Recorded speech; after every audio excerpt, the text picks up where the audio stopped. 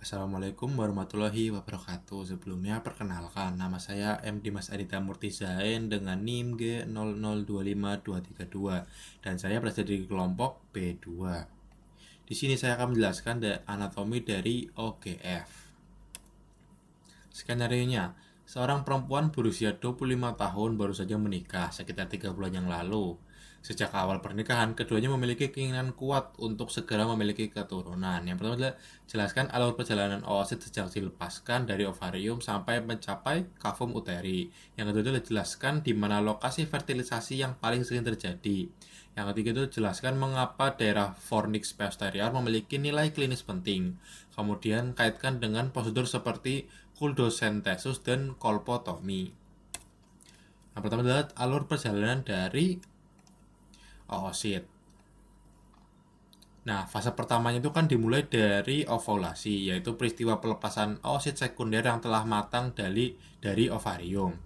Pada titik ini, oosit tidak dilepaskan langsung nih ke tubuh falopi, melainkan ke rongga-rongga peritoneum di sekitar ovarium lah, di sini, di sekitar ovarium. Lalu struktur ini nih, struktur fimbriae yang menyerupai jari-jari ini akan berperan di sini, yaitu untuk menyapu permukaan ovarium dan menangkap oosit dan mengarahkannya masuk ke dalam tuba falopi ini. Mekanisme penangkapan ini itu didukung oleh arus cairan yang diciptakan oleh pergerakan silia pada epitel tuba. Lalu setelah tadi kan ovulasi lalu dan penangkapan oosit. Lalu kita ke transportasi melalui tuba falopi. Nah, setelah berhasil memasuki tuba falopi tadi, itu oosit itu kan memulai perjalanannya melalui saluran yang memiliki panjang sekitar 10 sampai 13 cm.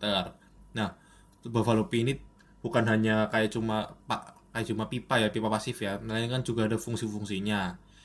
Organ ya, yang dilengkapi dengan sel-sel bersilia dan juga sel-sel kelenjar.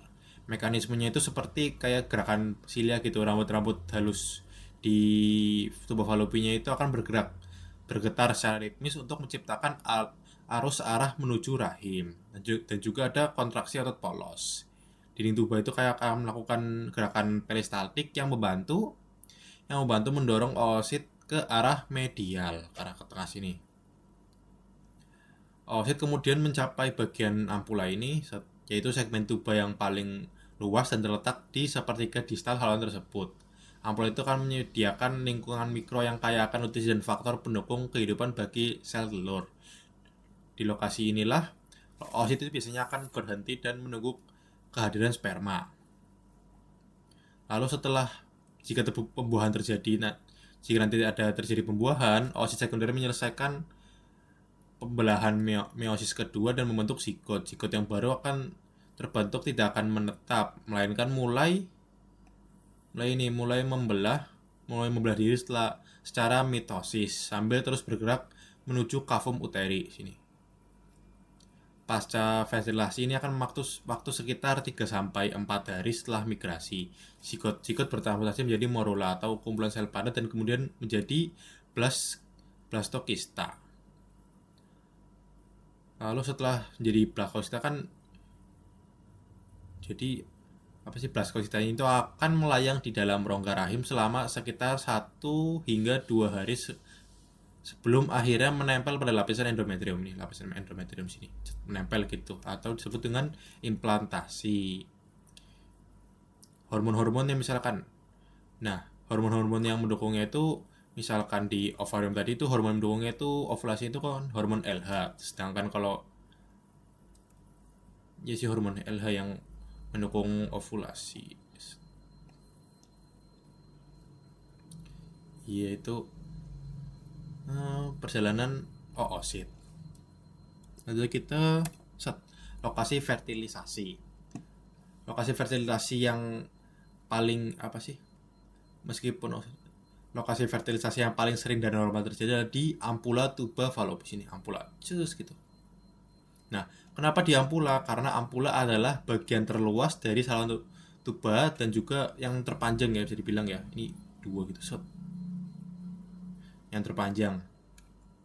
dan memberikan ruang yang cukup bagi sperma untuk bertemu dan menembus sel telur sebelum oosit melanjutkan perjalanannya ke rahim. Kenapa terjadinya ya? Karena itu karena paling luas dan juga paling panjang ya. Sini ampula gitu. Lanjut, nilai klinis penting fornix posterior.